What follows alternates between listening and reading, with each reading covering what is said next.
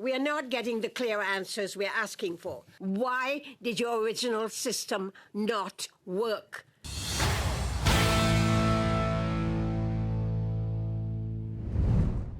In our first episode on the PrescribeIT scandal, we showed you why the decision to shut the cameras off at committee mattered.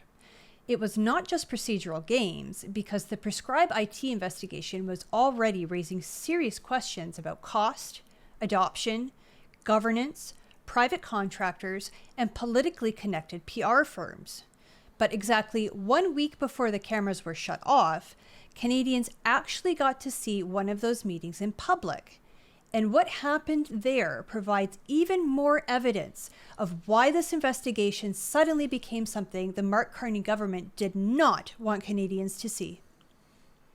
Let's take a look. Mr. Major for the Conservatives, for 6 minutes, please. Thank you, Chair.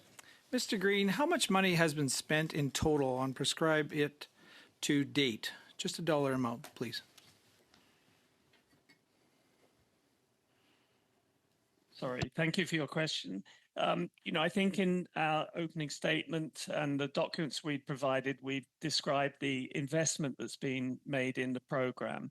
And so how much was that? How much was that? Overall, 250 million was the amount. Yeah. So TELUS just told the committee here that they received $98 million for PrescribeIT. So what was the other 150 million spent on? In designing and building the system, as I mentioned in my opening statement, our approach is one of collaboration, and it involves a number of different partners. So in addition to the hub provider TELUS, there were other IT companies and EMR companies. For PrescribeIT, so $150 million was to develop it more? PrescribeIT was run as an 8-year program and involved investments across a wide variety of our partners, including the provincial jurisdictions and territorial jurisdictions. So what other IT companies were involved in designing it and improving it? Ladies and gentlemen, it was not GC Strategies. I just want to put that out there. Well, let me clarify that. We know of? Not that we know of. We're pretty sure it wasn't GC Strategies. Michael Green, who is the gentleman that is testifying, he is effectively the head of Infoway. He's the president of Infoway. Or he was. Is he still? He was. Shortly after it was revealed that he's getting paid, or he was getting paid in compensation, upwards of $900,000 per year, more than twice what the Prime Minister makes. Just want to put that out there. And given the fact that there's been $250 million on one project in this company since Mr. Green had taken over, never mind the rest of it, he's no longer working there. In Canada, there are a number of organizations that operate electronic medical records, for example. Yeah. So could you please table that? Could you please table those companies that participated in that $150 million? I can certainly provide that information if the committee requests. Thank you very much. I don't have the information to hand. That'd be perfect if you would table that. Mr. Green, over $250 million in taxpayer money has been spent on PrescribeIT since 2016. As of today, what percentage of Canadian prescriptions are transmitted through PrescribeIT or PrescribeIT? Right, PrescribeIT. Thank you. As of today, we have connected the system to 95% of pharmacies and 95% of vendors. We recognize that the system can transition into a new approach. Okay, that answered the question, so thank you. It may have answered the question, but it wasn't the right answer. Well, no, and we know this from working both in human healthcare and also I worked in veterinary healthcare. Just because you have something installed does not mean you are using it. How many pieces of software do you have installed on your phone? How many apps do you have on your phone that you use every single day? that you've used more than once. Just because it's there doesn't mean you get to count that as, used. And understand the question that Mr. Major asked. He said, what percentage of prescriptions go through PrescribeIT or PrescribeIT? And the answer that was given was, well, we've connected the system to quote unquote 95% of pharmacies and 95%. That wasn't the question. Not even close. So that may become important later in the meeting, let me tell you. If you had 98% of the pharmacies that we just learned here, everybody was covered, why did you terminate it? As I mentioned, it's quite common when you look at IT initiatives in healthcare that there's changes in technology over time. We operated PrescribeIT for 8 years now, and as I mentioned, we found in consultation with our partners and also with our board of directors, we decided that a more effective approach going forward was going to be looking at an open standards approach, which would suit the diversity of the different health systems across the country. BS. This is going to be some very common technical terms, letters of the alphabet that are going to be used in here. So what I kind of covered in the first video, which I strongly encourage everybody to watch after this, what they did is in 2016, there's ample evidence that Infoway, which makes PrescribeIT, or rather asked TELUS to make PrescribeIT, or rather asked TELUS to not really make it because they already had all the infrastructure built for it and they paid them $100 million to do something else. Anyway, they knew, there's evidence that they knew that adoption was a problem from the health sector when it came to moving to electronic health records. And for folks who haven't had the pleasure of working in the healthcare sector, why is that? Because it's a cultural issue, and I don't say that to denigrate anybody in the healthcare industry. There is just a fundamental different approach when looking at systems and software and requirements when you're dealing with healthcare professionals. They're trained in a completely different way than seemingly almost every other demographic. So I worked in the healthcare space. I worked in there for years. I understand this. And the biggest problem with this is there's almost no consultation with the actual people that are doing or that are going to be using the software itself. It's usually consultation with people that are in the healthcare industry that don't use that software, and this is the issue. So he's trying to say, well, we built this system, we dumped $250 million into it, and now we're going to go to an open standards approach. What does that mean? It means they're shutting down the system and the roughly $250 million worth of investment that was in there because it's an abject failure. That's what that means. And they're trying to say this to save face so it doesn't look like the Canadian taxpayer has lost $250 million investment. They're saying, well, there's still some value that came out of it. What the value that came out of this is, listen, we tried to quote unquote build a system that allows doctors to just electronically prescribe medications to people. And we tried to do this for about 10 years now. That didn't work. So the output of that $250 million is a document that is standards for everybody else on if you're going to build the exact same system that we did, that we were unsuccessful of, here's the standards that you need to follow. That's it. A piece of paper. $250 million. Did the federal government or Health Canada recommend the termination of PrescribeIT to the Canada Health Infoway Board? Yes or no? The pathway forward for PrescribeIT was really decided by the board of directors, and which is, as you heard from my opening remarks, populated also by deputy ministers' appointments. Yeah, so I guess the question was, did the federal government or Health Canada... Excuse me, Mr. Major. It would be nice if those of us who want to hear can let the witness just round out their sentence. as opposed to cutting them off in mid-sentence. Because And all I due would like to hear what he's trying to say. It may not, as long as he doesn't go on too much.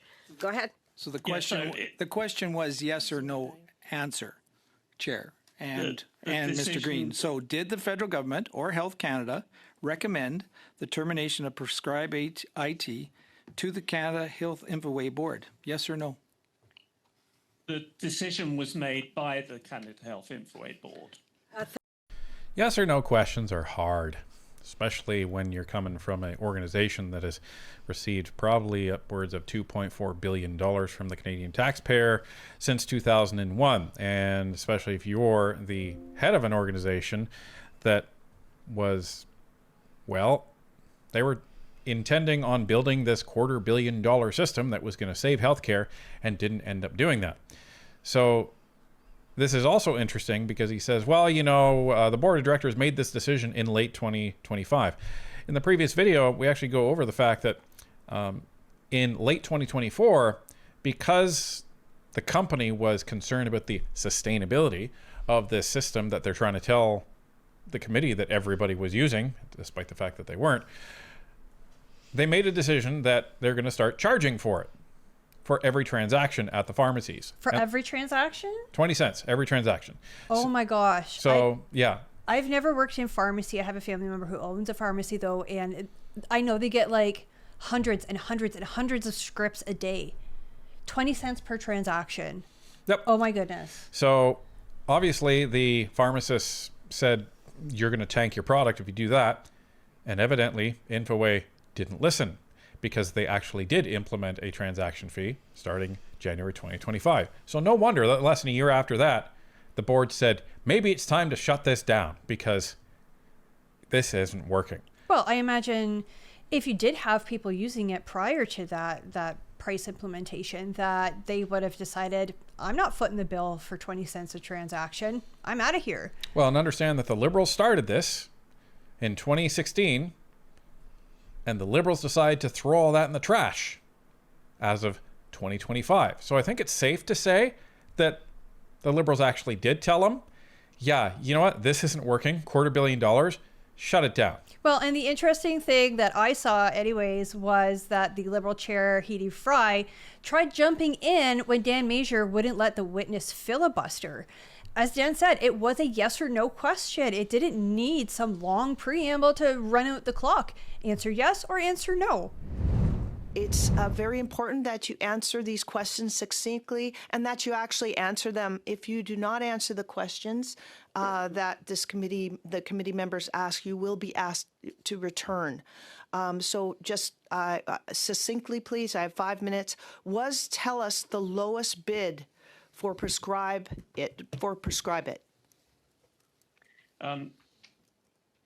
Regarding the question, yes or no? Tell us whether the lowest bid. Yes or no? I can't give you a complete answer for that because it was Can we based table that on... then? That if you don't have the answer, you can table that. Okay, my next question. Was the $250 million in tax dollars well spent? I believe the money was spent appropriately and according to governance of the organization, and that we have a valuable asset that's being put in place that will bear fruit in the future. Thank you. How widely was PrescribeIT adopted? Do you have the raw numbers, the percentage of prescriptions that actually went through? As you know, I did mention the 95% uptake by vendors and pharmacies. So 95% of all vendors. The figures of the prescriptions that went through are in the millions. Okay. And, you know, if the committee would like to see... Yes, every question I ask, every question is the committee asking. So yes, that's great. Okay, so you're going to table those numbers. Thank you. It was promised that PrescribeIT would be financially self-sustaining. So, was it? The initial program was designed to become self-sustaining through a pathway of So the goal was to fees be that the were goal, but the you never goal- were. It never was. At the stage, the throughput of the system didn't cover the cost. The 250 million. Okay. From a self-sustaining perspective. Here's the interesting thing. So it was always supposed to be sustainable, which you would hope, because we would like to get that money back. Right. And he admits that, well, the throughput of the system wasn't there. Well, wait a minute. You just said 95% of all providers were connected to the system. Right, which was probably true, but I imagine the actual usage was much, much lower. Well, that's the point. He's backed himself into a complete corner here, Right. because you can't boast about the fact that 95% of people are connected to the system and then say, well, the throughput wasn't there. Well, why wasn't the throughput there? What was your point where the percentage of people actually using this equals percentage or total amount of prescriptions that would go through the system based on your 20-cent levy that goes through the pharmacies? You should know this is how many people or how many prescriptions we need to actually cover the cost of running this per year. Well, and I think it goes to your original point that they never consulted with the physicians. They probably never consulted with the pharmacists either. Do you guys actually want this program? Will you use it? No, the government sounds like just decided, hey, this is what the government wants. Here's a whole bunch of money. Go make it happen. And not actually talking to the people on the ground. Okay, our understanding is you never accounted for 5%, or is you never accounted for 5% of all prescriptions in Canada, or you did, you did account for 5%. Does Infoway have any evidence at all that there was a reduction in reduced inappropriately filled prescriptions, or do you have those numbers? We did, during the course of the program, we have collected a lot of information and, performance statistics, and certainly, if required, Table those that. statistics That would can be amazing. made Yes. available. Thank you. Really important point there that he didn't disagree with. And this is the point that was raised in the Globe and Mail article that we talked about in the previous video, was that PrescribeIT accounted for 5% of all prescriptions. Isn't that interesting that you have 95% of people that are actually, or 95% of pharmacies, 95% of providers that are connected to the system, yet only 5% of prescriptions are accounted for when it comes to PrescribeIT. So basically what that means is that for every doctor that's writing a prescription, 95% of those prescriptions are not going through PrescribeIT. Well, because there are systems that exist, and we used to use this when I worked in human healthcare, and we used to send faxes through the AS400, and that is really, really old software, like probably older than I am, and I imagine that's what a lot are doing. Well, a lot of clinics are using fax machines still, or they're using eFax. Yeah, exactly. Well, what I was talking about. Which goes through their email provider and uses an eFax system. So from a provider standpoint, they're saying, why is this better? I'm happy with my workflow. Why is this better? Right. If you already have the patient's information up on screen and you're able to just eFax it, how is it any benefit to have PrescribeIT? Can I ask what your salary is? Basically, my compensation is decided by the board of directors. What was your salary in And 2025? it is, as I mentioned, the board of directors decides what my compensation in 2025? It is publicly disclosed. Thank you. What is it in 2025? I would just say that the board You of need directors... to answer my questions, Mr. Green. The board of directors decides my Chair, compensation, can you remind which is Mr. Green? publicly quoted. Chair, do you mind reminding Mr. Green his obligations? Green, I would ask that you give, if it's in the public domain, you should just give your salary, please. It's being asked of you. Thank you. Including bonuses. That was I'm not the afraid question. I don't have that. Mr. Green, you know how much you make. You need to tell this committee how much you make. You need to Well, tell we can certainly Canadians. provide. No, we you can need to tell. provide- You need to I tell am sorry, Canadians. we are now 1 minute and 26 seconds over time. Well, at least the chair put her foot down. That was nice to see. I wonder if this gentleman is related to Catherine Tate. Because Catherine Tate didn't want to talk about her salary as well. And she didn't want to talk about bonuses. Oh, wait, we don't give bonuses at the government. That's apparently the line. At risk pay? At risk pay, pay for perform, whatever the heck you want to freaking call it. But, you know, my opinion is that if you are getting money from the taxpayer, then you should be, I don't want to say forced, but you should have to tell your salary, especially if you're asked in committee like that. I know here in Ontario, we have something called the Sunshine List. It's a little antiquated in terms that it doesn't count for inflation, and anybody who is working for the provincial government earning $100,000 a year or more is put on this list. I honestly think that needs to be a little bit higher with the inflation. But point being, you can see everybody who's being paid by the provincial government getting provincial tax dollars and earning more than that threshold.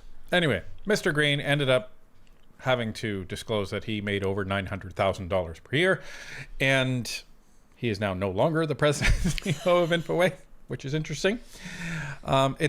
Which is crazy because, like,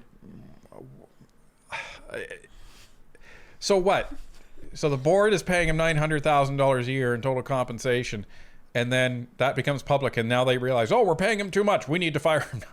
But, you know, I think it's a good example of public pressure, because when we all saw that figure in the news, I think everybody was upset. A lot of Canadians were upset that a guy that's making almost $1 million a year and burned through over $250 million of Canadian taxpayer money wasn't being held to account at all. And I mean at all. And he doesn't want to talk to committee. He doesn't want to provide answers. Guess what? When you come to committee, you gotta actually put forth some answers, especially when you're getting taxpayer money. Now, the fascinating thing about this committee meeting is it wasn't just the Conservatives that were getting irritated with this guy. I'm trying to, I guess, understand a number of issues that the answers seem elusive up to now. We hear that 95% of vendors and pharmacists had uptake, but a very small percentage of physicians were using this. Where's the disconnect on this? Why weren't physicians using this? Had problems been identified?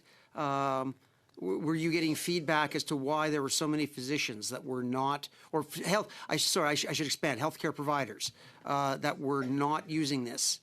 Why that might have been, and what problems could have led to that? To answer your question, when you look at any digital or any solution, it has to be first of all staged, set up, as I mentioned. Yeah, sorry, I don't mean to cut you off, but this is it's similar to many of the answers we've heard before. It doesn't answer the question. Were there technical problems identified by healthcare providers that were trying to use a system that accounted for such low numbers of prescriptions or low numbers of providers subscribing to this? Was there? Can you point to any discrete issues that led to low uptake among prescribers? I think change management is a big issue with individual primary care providers utilizing new technology and new systems. And the decision to move to the open standards approach is one that is seen would encourage a broader adoption of the program. A number of steps had to be taken to adopt the program. A provider would have to sign up, log into a secure system. We had to know that individual providers were indeed who they said they were. They had the ability to prescribe and so on. In some of the provinces, we launched in Alberta and Ontario, were early adopters, and we had about 20% of prescriptions going through the system in those provinces. Okay, so if you have such low percentage of prescriptions going through your system, could you say this was a successful program if such such a low percentage of providers subscribe to it? I think it was a successful program in terms of the uptake from the pharmacies and the IT systems. Sir, I'm sorry to cut you off. I'm sorry to cut you off, but we've heard that answer many times today. But if 95% of the pharmacists take it up, that does not in any way, shape, or form change that the one of the higher provinces for uptake was 20%. So why how can you have a successful program that only between 5 and 20%, depending on the province in question, of providers are using?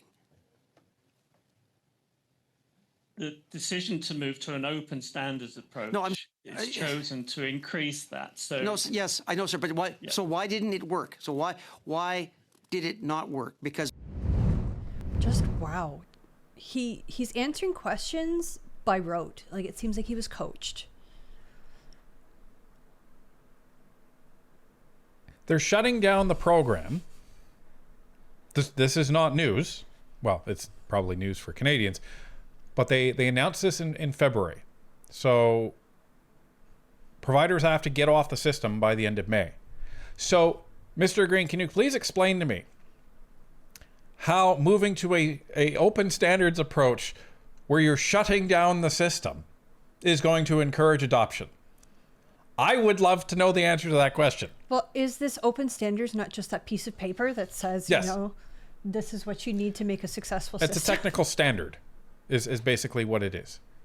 So how does that answer to that question make any sense? It's not. And I think he's trying to use this terminology to try and get out of this. Maybe he already knew he was being fired at this point. Who knows? Or maybe halfway through the committee, he was like, oh, this isn't going well. Maybe I'm going to be out of a job by the end of this. Maybe this is why he was fired. Who knows? Who knows? But it's a complete gong show. And, he didn't know the percentage before, and now he's saying, well, we had some provinces as high as 20%. Oh, wow. So 1 in 5 physicians in those provinces, or province, who even knows? No, not even that. 1 in 5 prescriptions. Oh, 1 in 5 prescriptions, not physicians. Right. Wow. That's even worse. Yeah. But again, okay, I'm gonna take a different tack here. Point of order. Point of order. Yes. Yes. I'm taking.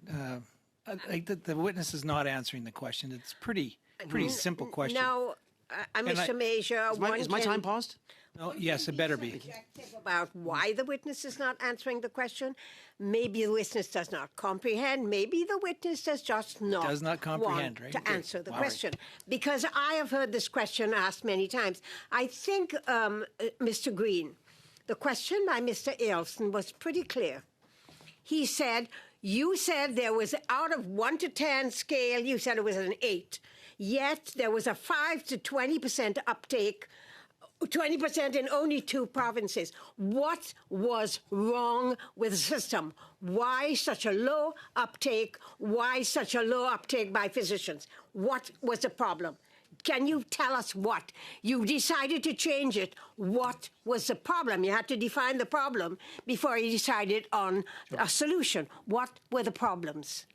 That's what everyone is trying to get here. Thank you. Certainly, the open standards approach is chosen to improve that adoption. So the key reason that we've changed from a monolithic system to an open standards, more distributed system is to make it easier for physicians to adopt. Okay, I'm sorry. Yes, I understand what you're saying, but again, it goes back to the same.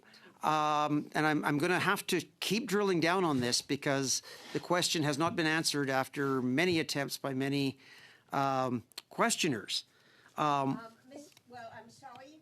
Your time is up, so we can't keep drilling, but I think this is getting to be a very difficult question and answer session because we are not getting the clear answers we're asking for. We're getting the same answers repetitively. I think we all know that you moved to an open standards approach in order to help more physicians. Why did your original system not work? Why had it such a low uptake? Is there a reason? You must have analyzed it, sir. What are your reasons? I think that's what Mr. Elson is trying to get from you. And his time is now up, and I think what we're doing is people's times are ending because they're asking one question over and over and over. So I am asking the question this time, and Mr. Elson has finished, but I'm going to ask his question of you. Can you tell us what was wrong? The ease of adoption by primary care physicians and prescribers was lower than expected because of the complexity of adopting the standard, because of the complexity. And so the solution is to move to a different approach to solve that issue. So you are suggesting that it was the system in itself was too complex for physicians to be able to use it. Is that what you're suggesting? Yes. Thank you very much. Yeah. How? How? I'll tell you why. It goes back to what I said before. They didn't have focus groups to determine requirements. What they did is they said, oh, well, here's the requirements from the prescriber or from the physician's standpoint. And they may not have even consulted the physicians. They may have just said, this is what they need. And then what they did, which is what a lot of IT people do, and this is coming from an IT guy, is they will say, well, this is what you need. They'll design the user interface without talking to the actual end user, and they'll say, here you go. And then the physician say, what the hell is that? Well, this is your system. I don't understand this. Why? It's simple. But that's how these things happen. And then they say, well, we've already spent $100 million on it. We're not changing it now. So this is what you have to use. And this is one of the biggest problems with this type of project, folks, because you're not just building a system for one group of people. You're building it for doctors, nurses, receptionists, and that's all just within one ecosystem. Then you have the doctors, receptionists, administrators, staff in the hospital sector. And then you have a completely different group of people, which are the pharmacists and pharmacy technicians and pharmacy assistants. Well, and I imagine if your sales team was any good, you could even adapt it for veterinary use. Ladies and gentlemen, this is one of the key meetings, and this is the first of the next series of videos that we're actually going to be showing here, because this isn't over even yet. We're still just getting started.